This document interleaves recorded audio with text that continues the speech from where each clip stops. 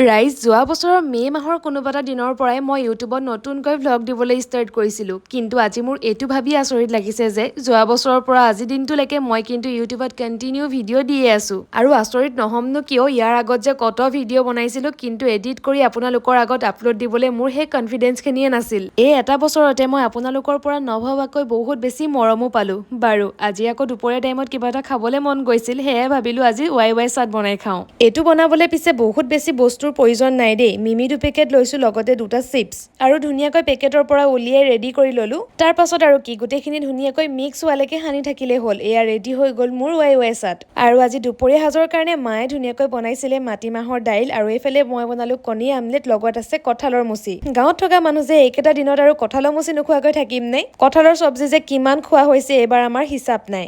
এই হিলছযোৰৰ লিংক পিছে মোক বহুতে বিচাৰি আছিল দেই। আজি এইটো ভিডিঅ'ত মই স্ক্ৰীনত টেগ কৰি ৰাখিম বাৰু। আজিলৈ ইমানেই আছিলে। ভিডিঅ'টো শেষৰলৈকে চোৱাৰ বাবে থেংক ইউ।